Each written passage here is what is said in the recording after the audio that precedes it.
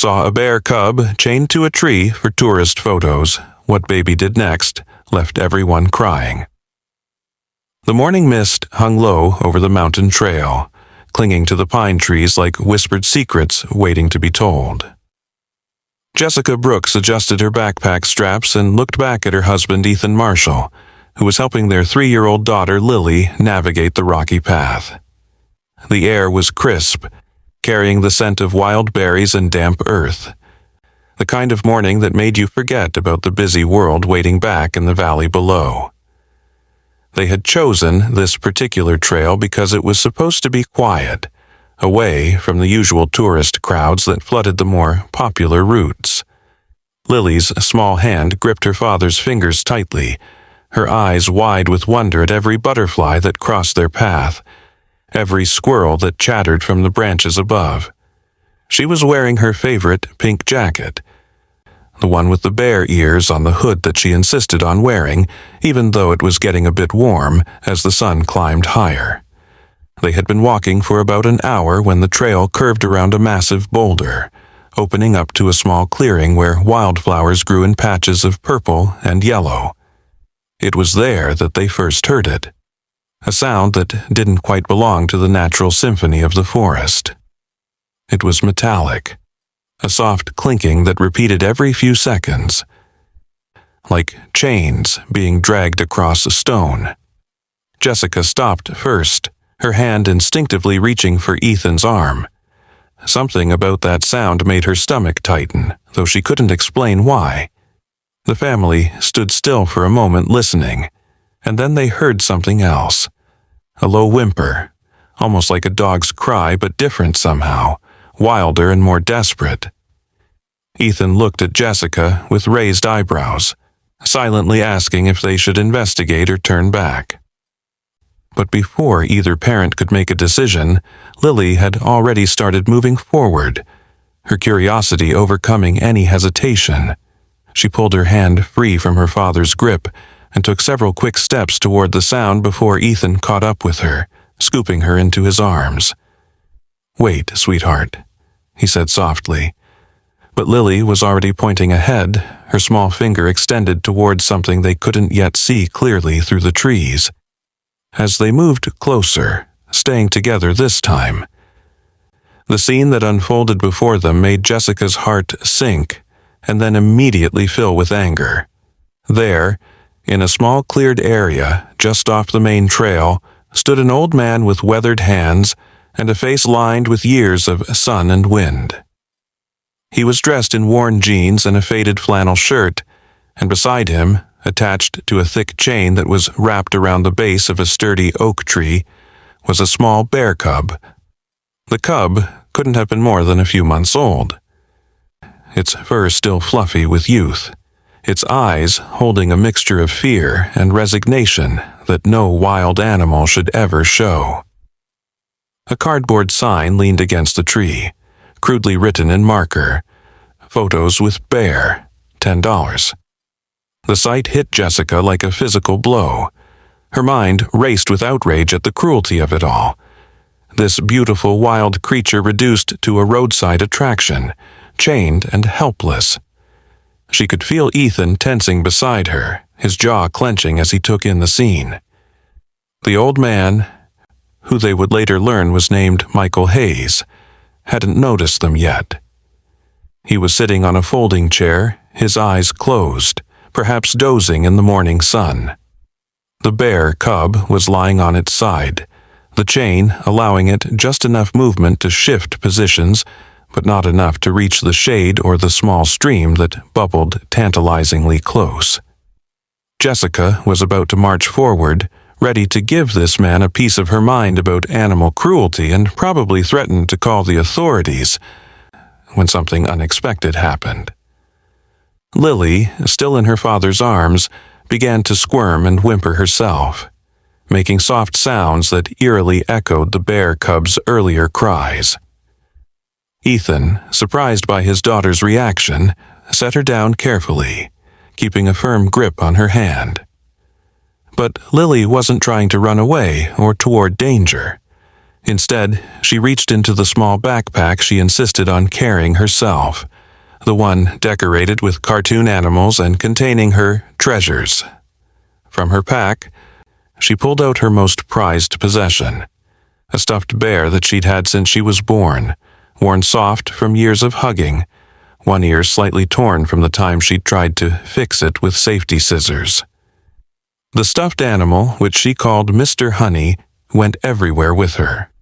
Jessica and Ethan had once tried to wash it, and Lily had stood by the washing machine for the entire cycle, tears streaming down her face until she could hold her bear again.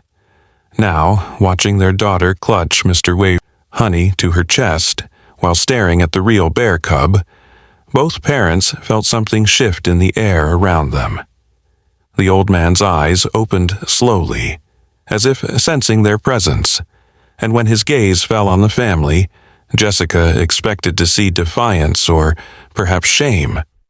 Instead, she saw something else entirely, a deep, bone-weary sadness that seemed to age him another decade in that single moment. He didn't stand up or call out to them about photos. He just watched as Lily took a small step forward, then another, her parents allowing her to move closer while staying right behind her. What happened next would stay with Jessica and Ethan for the rest of their lives, a moment so pure and unexpected that it would later bring tears to their eyes whenever they remembered it. Lily walked up to within a few feet of the bear cub, close enough that her parents tensed, ready to pull her back at any sign of danger. The cub lifted its head, dark eyes meeting the child's gaze with what seemed like curiosity rather than fear, and then Lily did something that no one expected. She sat down on the dusty ground, placed Mr. Honey carefully between herself and the bear cub, and began to speak in her sweet, lisping voice. "Hi, Bear," she said simply. "This is Mr. Honey. He's a bear too, but he's not real like you. Sometimes when I'm sad, I hug him and feel better. Maybe you can hug him too?" She gently pushed the stuffed animal closer to the cub, who sniffed at it cautiously. The sight of this tiny girl offering her most treasured possession to a chained wild animal created a moment of such innocent compassion that even the forest seemed to hold its breath. The bear cub, perhaps sensing the child's genuine kindness, did something remarkable. It reached out with one small paw and touched the stuffed animal, then made a soft sound that wasn't quite a growl or a whimper, but something in between, almost like a sigh of recognition. Lily giggled softly, a sound like wind chimes in the morning breeze, and the cub's ears perked up at the sound. For a moment, just a brief, magical moment, the chain seemed to disappear, the sadness lifted, and there were just two young creatures sharing a connection that transcended species. The old man, Michael, stood up slowly from his chair, and Jessica noticed that his hands were trembling, not from age or illness, but from emotion. Tears were running down his weathered cheeks, creating clean tracks through the dust on his face. He took a step toward them, then stopped, as if unsure whether he had the right to interrupt this moment. When he finally spoke, his voice was rough with unshed tears. "In 40 years," he said slowly, "I've never seen anything like that. Your little girl, she sees what others don't." His words hung in the air, heavy with meaning that Jessica and Ethan didn't yet understand. The man moved closer to the bear cub, and to everyone's surprise he began to unfasten the chain from around the tree. His movements were careful, deliberate, as if he was performing a ritual he'd thought about many times, but never had the courage to complete. As the chain fell away with a metallic clatter that seemed too loud in the peaceful clearing, the bear cub didn't immediately run. Instead, it moved closer to Lily and the stuffed bear, sniffing at both with what seemed like gratitude. The old man sat down heavily on the ground, not seeming to care about the dirt, and began to speak, his words coming slowly at first, then faster, as if a dam had broken inside him.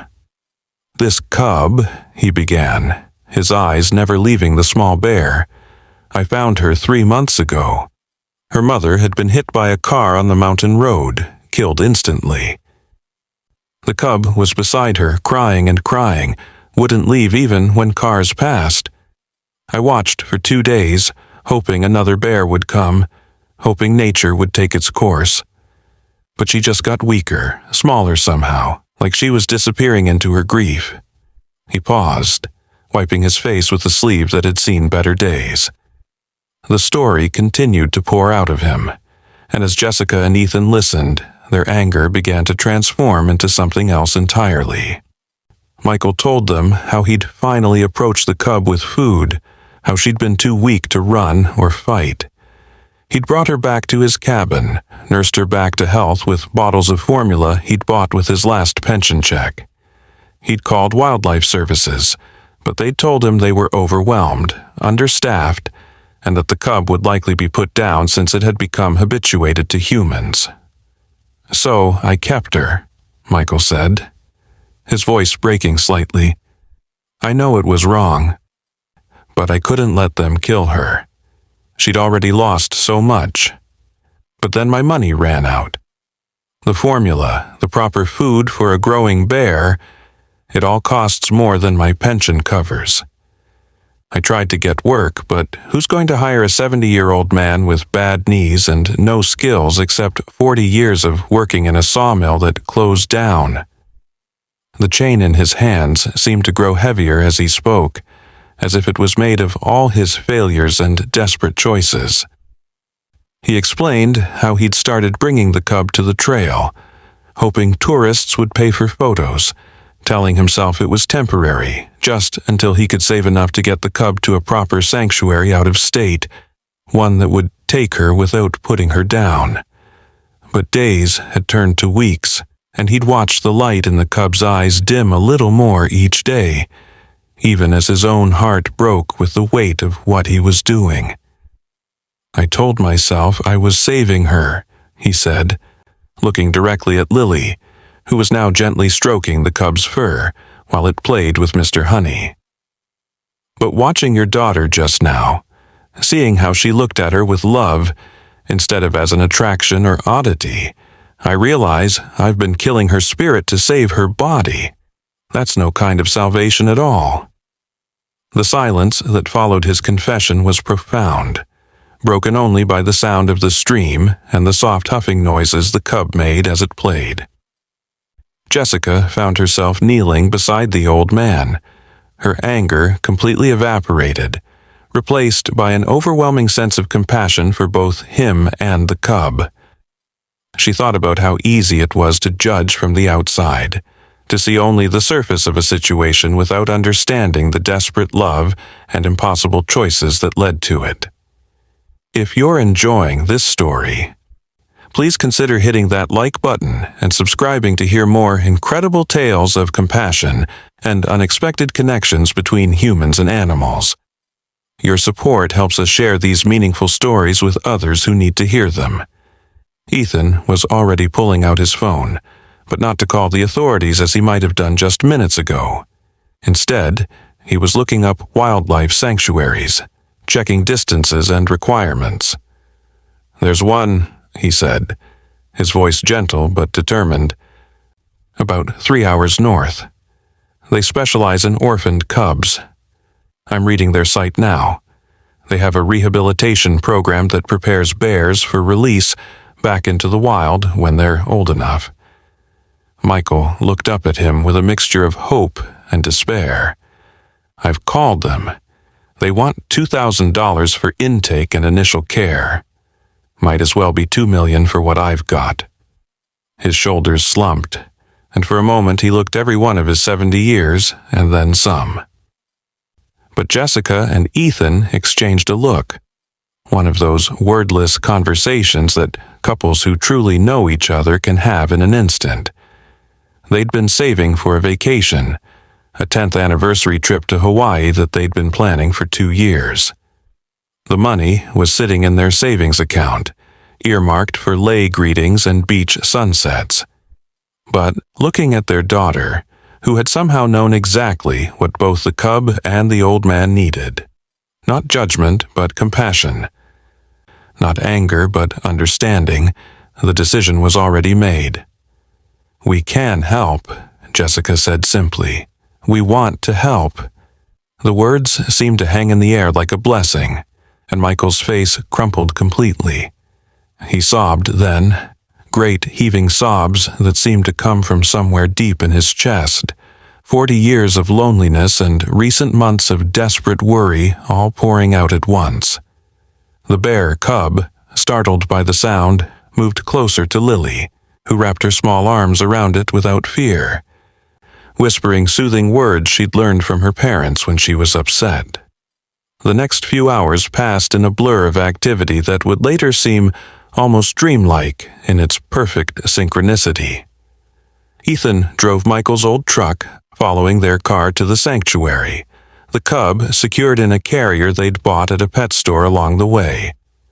The biggest carrier they had wasn't really meant for bears, but the cub seemed calm, especially with Mr. Honey tucked in beside it. Lily had insisted the bear keep her toy until he didn't need it anymore. At the sanctuary, the staff was expecting them thanks to Ethan's call ahead. A young woman named Savannah Reed, who introduced herself as the lead wildlife rehabilitator, knelt down to Lily's level when they arrived. "I heard you made friends with this little one," she said gently. "That's very special. Not everyone knows how to speak to animals with their heart." Lily beamed, then asked the question that had been worrying her during the drive. "Will the bear be okay? Will she be happy here?" The innocence and genuine concern in her voice made several of the sanctuary workers smile, though Jessica noticed more than one, quickly wiping their eyes. Savannah took Lily's hand and led her to where they could see the large enclosures, filled with trees and streams, and other bears in various stages of rehabilitation. "She'll be very happy," Savannah assured her. "And when she's big and strong enough, she'll go back to the forest where she belongs, but she'll always remember the little girl who showed her kindness when she needed it most." As if understanding, the cub made one last soft sound toward Lily before being taken to its new temporary home, a sound that seemed almost like "thank you" in bear language. Michael stood apart from the group, looking lost and smaller somehow without the burden he'd been carrying. He tried to thank Jessica and Ethan, but the words kept getting stuck in his throat. Finally, he managed to say, "I don't know how to repay you. I don't have anything to offer except my gratitude, and that seems too small for what you've done." But Ethan surprised everyone, including Jessica, with his response. "Actually, you do have something to offer. You have 40 years of stories about these mountains, about the wildlife here. Lily loves animals, loves learning about them. Maybe you could write some of those stories down, or even better, maybe you could show us some of the safe places to see wildlife in their natural habitat. Be her guide to understanding the forest. Teach her what you know." The transformation in Michael's face was immediate and profound. Purpose flooded back into his eyes, his shoulders straightened, and for the first time since they'd met him, he smiled. A real, genuine smile that took 20 years off his appearance. "I'd like that," he said softly. "I'd like that very much. There's an elk meadow not many people know about, and a place where the eagles nest. And in the spring there's a pond where the deer bring their fawns to drink at sunset." As he spoke, painting pictures with his words of the secret wonders of the mountains, Jessica realized that they hadn't just saved a bear cub today. They'd also saved a man from the crushing weight of loneliness and purposelessness. And perhaps most importantly, they'd shown their daughter that compassion and action could transform even the most heartbreaking situations into something beautiful. The drive home was quiet, but it was a comfortable silence, full of reflection. Lily had fallen asleep in her car seat, clutching a new stuffed animal the sanctuary had given her. A wolf this time, which she'd already named Mrs. Moon. As they wound down the mountain roads, Jessica reached over and took Ethan's hand. "No Hawaii this year," she said softly, but there was no regret in her voice. Ethan squeezed her hand and smiled. "I think we got something better. We got to see our daughter's heart in action, and honestly, that's worth more than any beach sunset."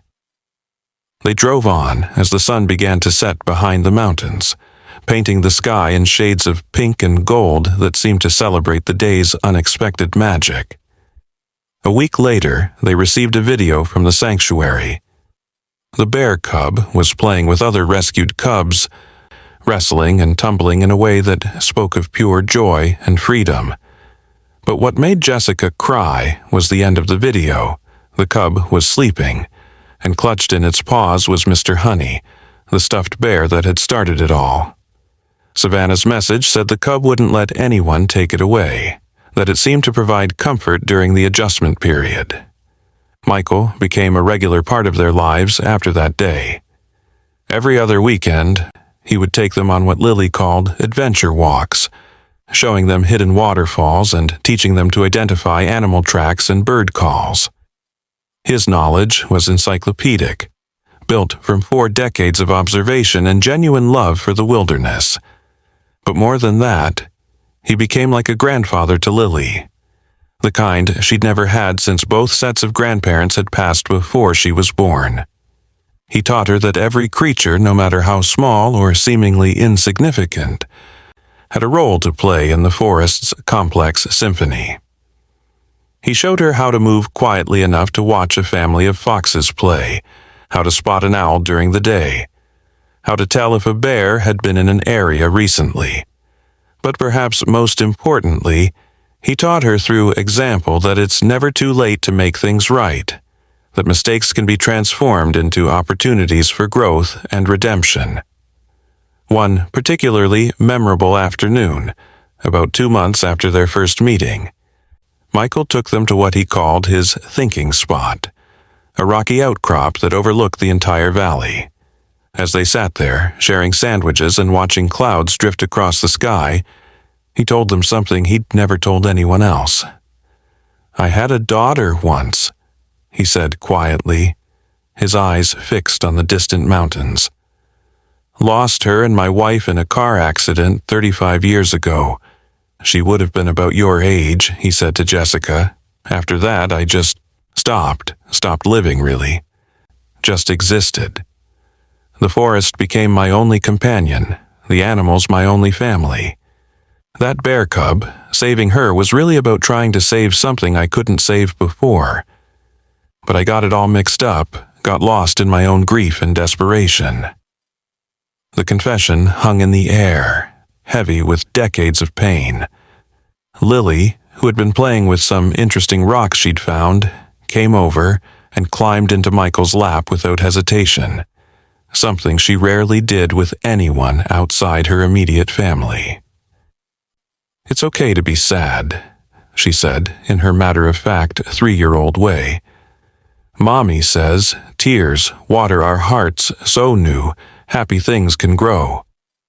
The simplicity and wisdom of her words, probably half-remembered from some bedtime conversation about feelings, broke through Michael's composure. He hugged the little girl gently, tears flowing freely, but somehow cleansing this time, healing rather than hurting. That moment marked a turning point not just for Michael, but for all of them. They became an unlikely family, bound not by blood, but by a shared experience that had transformed them all. Jessica found herself looking forward to Michael's visits, to his stories and his quiet wisdom. Ethan discovered a love for wildlife photography, inspired by Michael's knowledge of where and when to find the forest's most elusive residents. And Lily grew up with an understanding of nature that went far deeper than what any book could teach. 3 years passed, and the sanctuary sent regular updates about the bear cub, who had grown into a strong, healthy young bear. The day finally came when she was ready to be released back into the wild. Savannah called to invite them to witness the release, saying it would be meaningful for Lily to see the full circle of the rescue she'd helped initiate. They all went: Jessica, Ethan, Lily, now 6 and even more passionate about animals, and Michael. The release site was deep in the mountains, in an area known for its healthy bear population and far from roads or human settlements. As they watched the transport cage being positioned and opened, everyone held their breath. The bear, no longer a cub but not yet fully grown, emerged slowly, cautiously. She stood at the entrance of the cage for a long moment, as if unable to believe that the forest before her was truly hers to explore. Then she took one step, then another, each one more confident than the last. But just before disappearing into the tree line, she turned back and looked directly at their group. Later, everyone would swear that the bear's gaze lingered on Lily, that there was a moment of recognition, of remembered kindness. Lily raised her small hand in a wave and whispered, "Bye, bear. Be happy."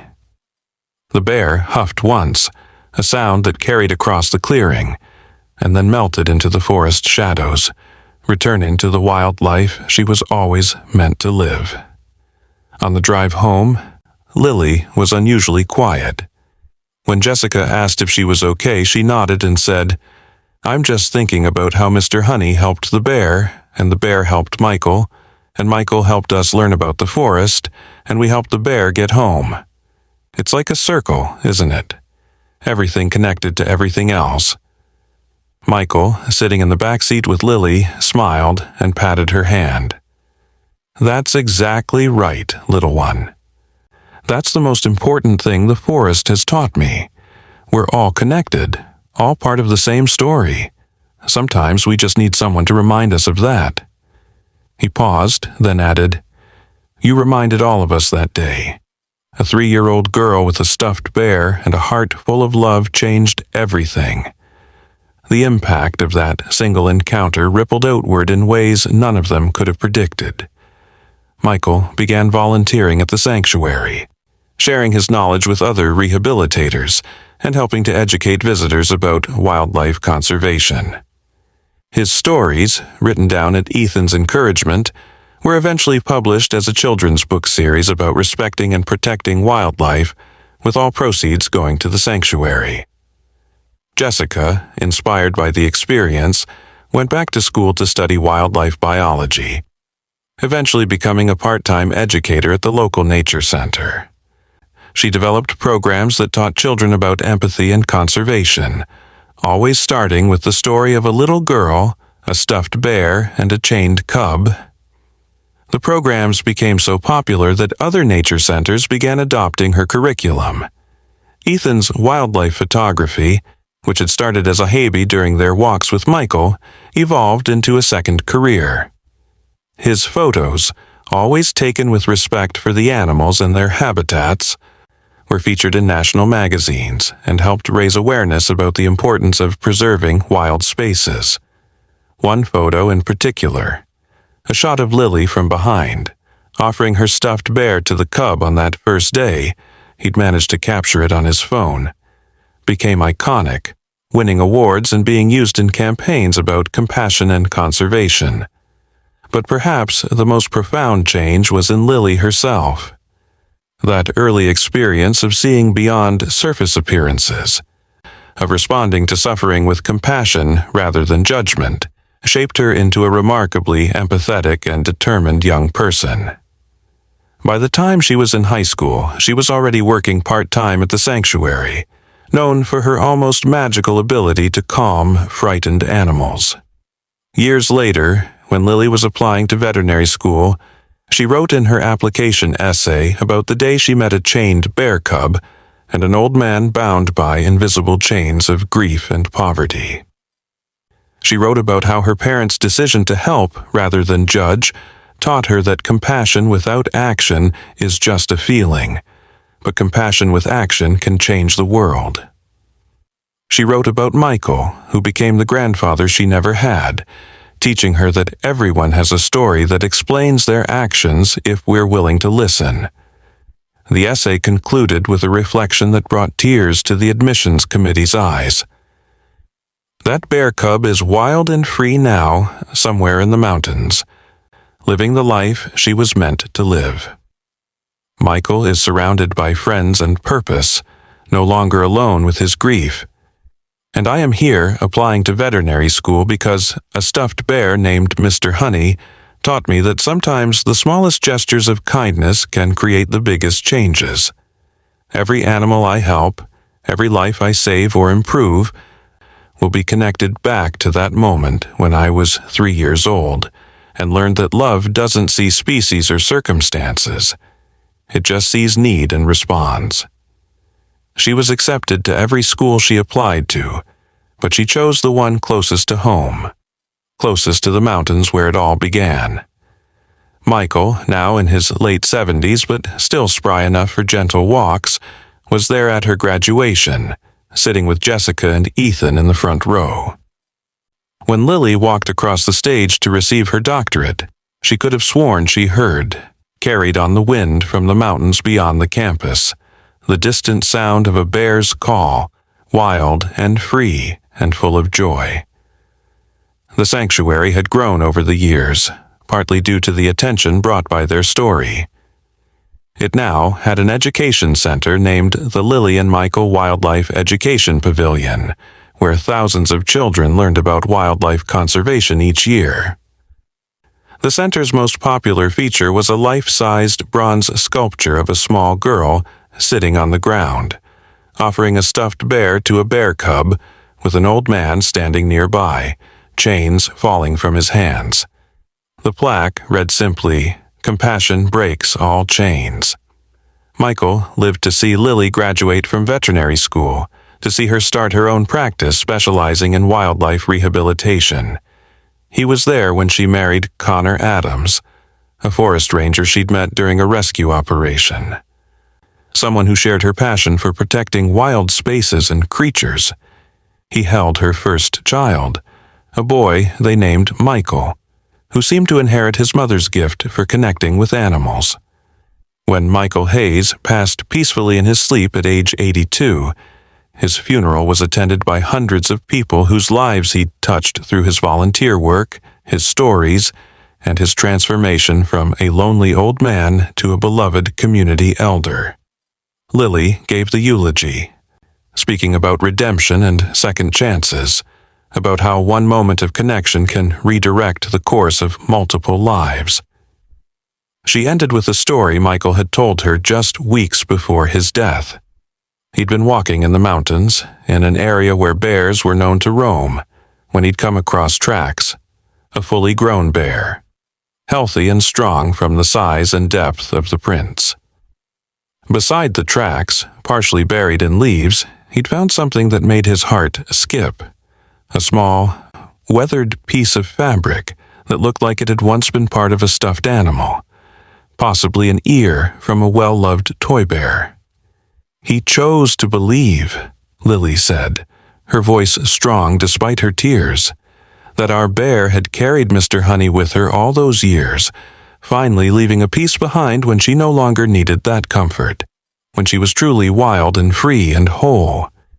He said it was like she was telling us that the circle was complete, that the love we'd shown had traveled through time and space and come back to us as a sign that everything was as it should be."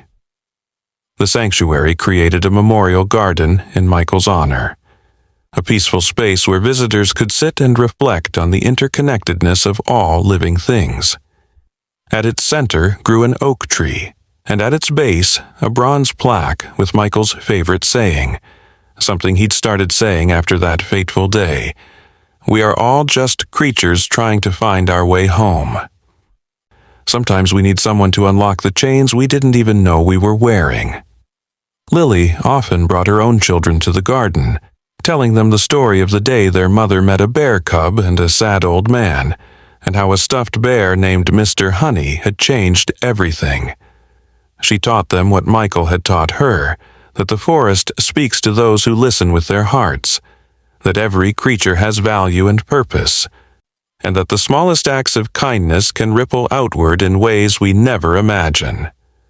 The story became legend in their small mountain town, told and retold with small variations but always with the same heart. A reminder that judgment is easy, but understanding is divine, that what looks like cruelty might be desperate love, and that children often see with clarity what adults have learned to overlook. Tourist guides included it in their tales of local history. Parents told it as a bedtime story, and teachers used it to discuss empathy and conservation. But for Lily, now Dr. Lily Adams, the story was simpler and more personal. It was about the day she learned that love is a language that transcends species, that compassion is a choice that defines us, and that sometimes, to save something wild and beautiful, we must first recognize the wildness and beauty in ourselves and others. Every animal she treated, every life she saved, every child she taught about respecting wildlife, all of it traced back to that morning in the mountains when she was 3 years old and knew, with the perfect clarity of innocence, that a sad bear needed a friend. The Wildlife Sanctuary expanded its rehabilitation programs, inspired by the success of that first bear cub.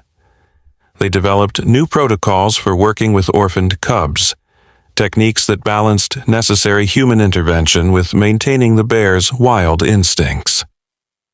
The program became a model for other sanctuaries across the country, all traceable back to one small girl's act of kindness and her parents' decision to act on compassion rather than judgment.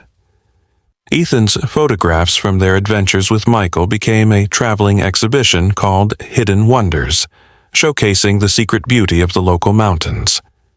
Each photograph was accompanied by one of Michael's stories, preserved in his own words, creating an immersive experience that connected viewers with both the natural world and the human heart that sought to protect it. The exhibition raised significant funds for wildlife conservation, ensuring that the wild places Michael loved would be protected for generations to come. Jessica's educational programs evolved into a nonprofit organization called Chains to Freedom, which worked to educate people about the complex realities behind wildlife exploitation. Rather than simply condemning, the organization focused on understanding root causes: poverty, loneliness, lack of education, and providing alternatives. They helped several other Michaels transition from harmful practices to becoming wildlife advocates, recognizing that transformation was more powerful than punishment. The ripple effects continued to spread. The veterinary school where Lily studied created a scholarship in Michael's name for students from underprivileged backgrounds who showed exceptional compassion for animals.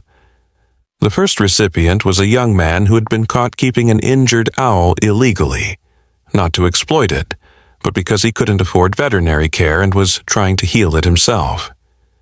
Instead of prosecution, he was offered education and support, following the model of compassion that had transformed Michael's life.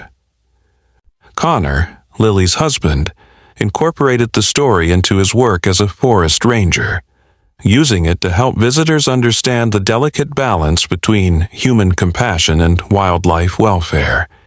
He developed programs that taught people how to help wildlife responsibly, emphasizing that good intentions without proper knowledge could still cause harm. His workshops always began with the story of Michael and the bear cub, illustrating how love without resources or knowledge could lead to situations that hurt the very creatures we're trying to help. Their children grew up surrounded by these stories and values. Young Michael showed an early aptitude for understanding animal behavior, often accompanying his mother on safer calls.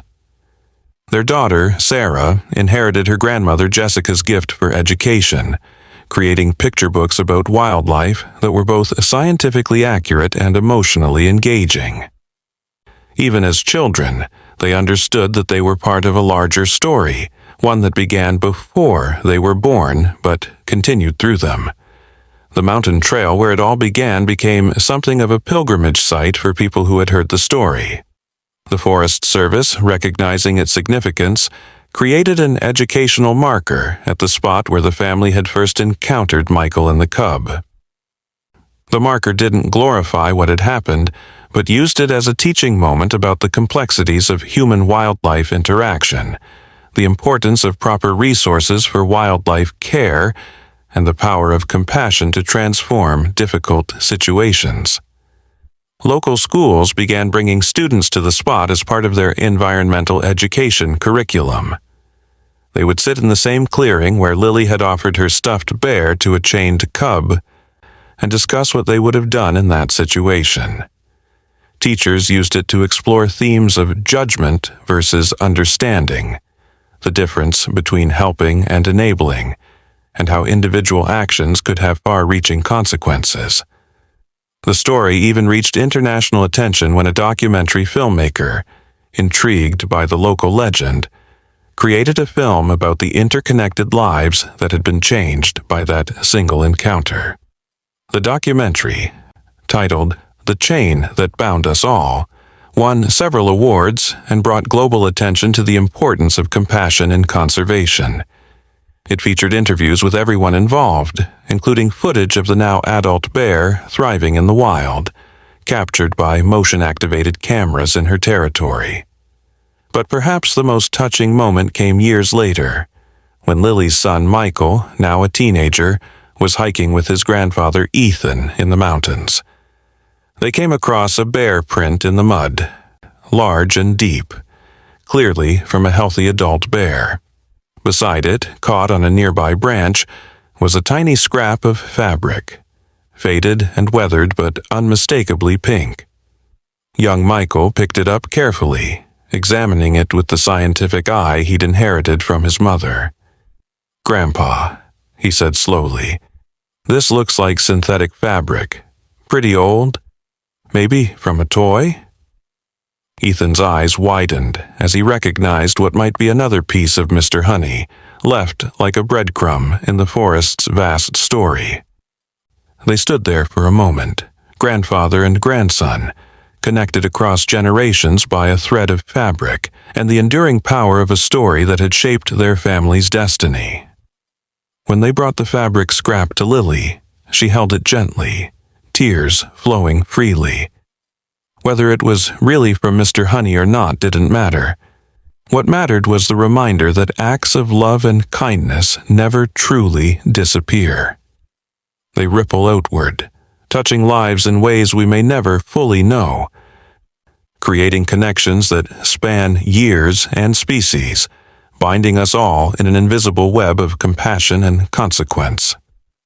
The sanctuary, now a major wildlife rehabilitation center, created an annual event called the Day of Broken Chains, celebrating stories of transformation and redemption in both human and animal lives. People would come to share their own stories of mistakes that became opportunities for growth, of judgments that transformed into understanding, of chains, both literal and metaphorical, that had been broken through acts of compassion. Lily would often speak at these events, her hair now showing silver streaks, but her passion undimmed. She would tell the story of that day in the mountains, but more importantly, she would talk about what came after, the years of relationship with Michael, the countless animals saved through the sanctuary's programs, the education initiatives that had taught thousands of children to see wildlife with both love and respect. That bear cub, she would say, taught us that freedom isn't just about removing physical chains. It's about freeing ourselves from judgment, from indifference, from the assumption that we understand a situation at first glance. Michael taught us that it's never too late for redemption, that everyone deserves a chance to make things right. And my parents taught me that compassion without action is incomplete. We must be willing to sacrifice, to invest, to commit to the change we want to see. The local community embraced the story as part of their identity, a reminder of their values and their commitment to both wildlife and human welfare. The town's welcome sign was updated to include a small image of a bear and the words, "Where compassion breaks chains," becoming a point of pride for residents, and a curiosity for visitors who would then learn the story and carry it with them to other places. Environmental science classes at the local university began using the case as a study in the complexity of wildlife management and the importance of addressing root causes rather than symptoms. Students would debate the ethics of the situation, the role of poverty in wildlife exploitation, and how communities could create support systems that prevented such desperate measures. These discussions often led to innovative proposals for community-based conservation programs that addressed both human and animal welfare. The story found its way into sermons and speeches, into wedding toasts and graduation addresses. It became a touchstone for discussions about judgment and mercy, about the difference between enabling and empowering, about how individual choices could cascade into community transformation. Parents used it to teach children about empathy. Teachers used it to discuss environmental ethics, and therapists used it to explore themes of redemption and second chances. As Lily grew older and her own children began their careers, Michael in wildlife biology, Sarah in environmental education, she often reflected on how a single moment of childish compassion had shaped not just her life, but an entire community's relationship with the natural world. The sanctuary now rehabilitated hundreds of animals each year. The education programs reached thousands of children, and the conservation efforts had protected vast areas of wilderness. But for all the large-scale impact, Lily treasured most the quiet moments that echoed that first encounter. The times when a frightened animal would calm at her touch, when a child's face would light up with understanding during an education program, when someone who had made mistakes would find the courage to change after hearing Michael's story. These were the true measures of success, the individual transformations that, multiplied over time, created real change. In her 70s now, Lily still walked the mountain trails, though more slowly than in her youth. She would often stop at the clearing where it all began, sitting on the same ground where her 3-year-old self had offered a stuffed bear to a chained cub. The clearing had changed over the decades. The old oak tree had grown massive, new seedlings had become sturdy young trees, and the trail had been improved for better access. But the spirit of the place remained, a thin space where compassion had overcome judgment, where love had conquered fear. Sometimes, on these walks, she would encounter bears, always at a safe distance, always with mutual respect. She liked to think that one of them might be a descendant of their bear, carrying in its genes not just DNA but somehow the memory of kindness received and freedom restored. It was fanciful thinking, she knew, but Michael had taught her that the forest held mysteries science couldn't fully explain, connections that went deeper than what could be measured or proven. The impact of their story continued to ripple outward in ways both seen and unseen. Other communities adopted similar approaches to wildlife-human conflict, focusing on understanding and addressing root causes rather than punishment alone.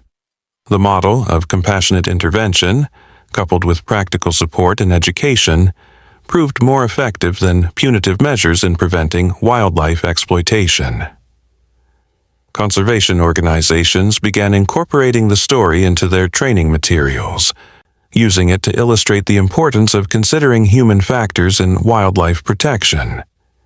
They recognized that people like Michael, isolated, impoverished, but with genuine love for animals, could become powerful allies if given support rather than condemnation. Programs were developed to identify and assist such individuals, turning potential problems into conservation partners. The children's books that Sarah created, inspired by her grandfather Michael's stories and her mother's experiences, became classics in environmental education. They didn't shy away from complex issues but presented them in ways children could understand and engage with. The books always emphasized that caring wasn't enough. Action, informed by knowledge and guided by compassion, was what created real change. Young Michael, following in his mother's footsteps but carving his own path, developed new techniques for rehabilitating orphaned wildlife that minimized human contact while ensuring survival. His methods, refined through years of observation and innovation, became standard practice in rehabilitation centers worldwide. He often said that his work was possible because his mother had shown him that science without compassion was incomplete, but compassion without science was ineffective. The town itself had transformed over the decades, becoming a model for sustainable tourism that benefited both the local economy and wildlife conservation. Visitors came not to see animals in chains, but to learn about living harmoniously with wildlife, to hear the stories of transformation and redemption, to walk the trails where compassion had changed everything. The economic benefits were reinvested in conservation and education, creating a positive cycle that ensured protection for the wild spaces and creatures that had started it all. Local businesses embraced the story's values, with restaurants sourcing sustainably, hotels implementing eco-friendly practices, and tour operators following strict ethical guidelines for wildlife viewing. The Chamber of Commerce's slogan became, "Where wild things are free," a direct reference to the chained cub that had sparked the community's transformation. Economic prosperity and environmental protection proved to be partners rather than opponents, united by a shared story and shared values. The annual Day of Broken Chains grew into a week-long festival celebrating both wildlife conservation and human compassion. It featured educational workshops, wildlife photography exhibitions, storytelling sessions, and fundraising events for the sanctuary. The highlight was always the keynote speech, often given by someone whose life had been transformed by choosing compassion over judgment, action over indifference. One particularly memorable year, the keynote was given by a man who had been keeping exotic birds illegally, not for profit, but because he couldn't bear to see them in the pet store's terrible conditions. Instead of prosecution, he'd been offered the chance to work at a bird rehabilitation center, where his obvious love for the creatures was channeled into proper care and conservation. His transformation echoed Michael's story, proving that the pattern of redemption through compassion could repeat across different circumstances and species. As Lily entered her final years, she worked on a memoir, not about herself, but about the interconnected web of lives that had been touched by that single encounter in the mountains. She interviewed everyone she could find who had been affected.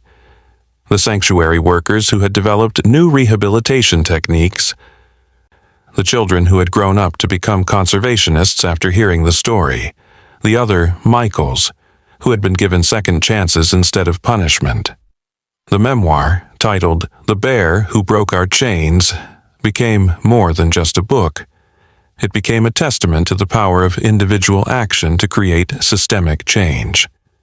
Each chapter told a different person's story, but all were connected by that single thread, a moment when compassion overcame judgment, when understanding replaced anger, when action followed empathy.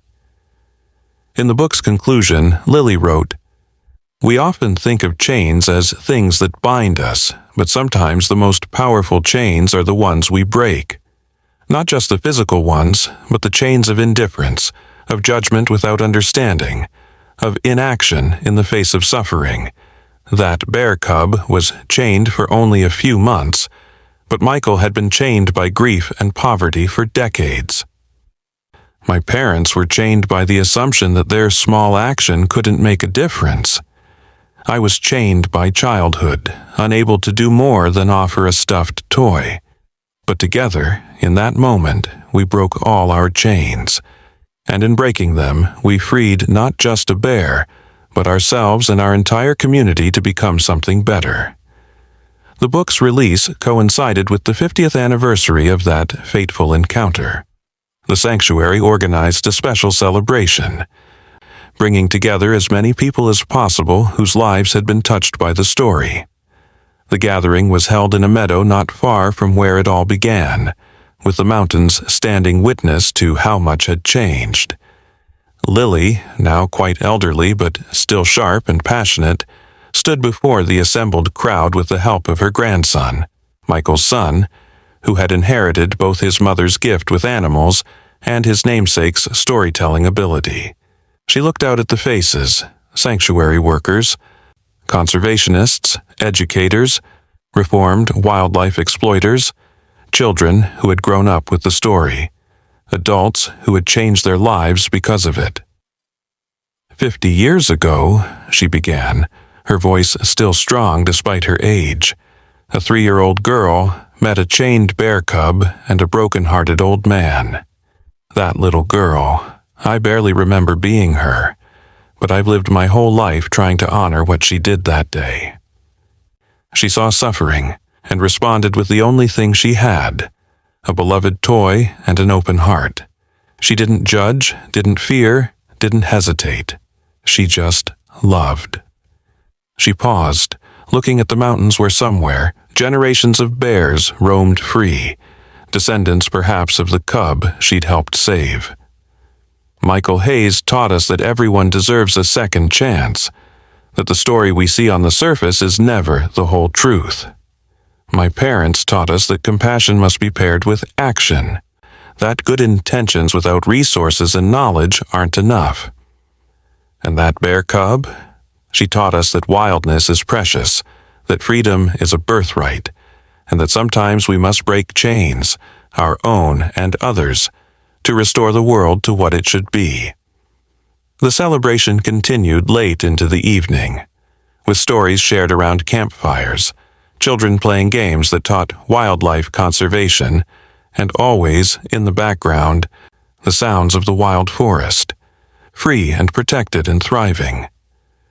As the sun set behind the mountains, painting the sky in shades of pink and gold reminiscent of Lily's childhood jacket, a sound echoed through the valley. The call of a bear, wild and free, perhaps calling to its cubs, perhaps simply announcing its presence to the world. Everyone fell silent, listening to that sound, understanding in that moment the full circle of the story.